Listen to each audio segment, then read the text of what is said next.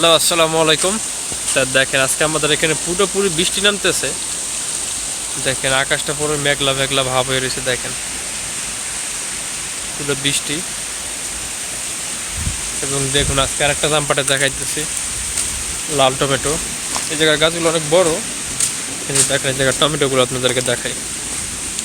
দেখেন কত পরিমাণ টমেটো ধরছে। দেখেন,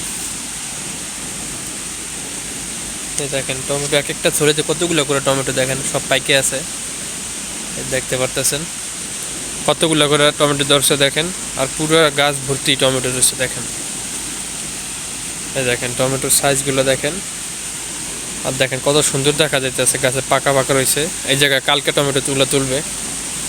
দেখেন কত সুন্দর দেখা যাইতেছে।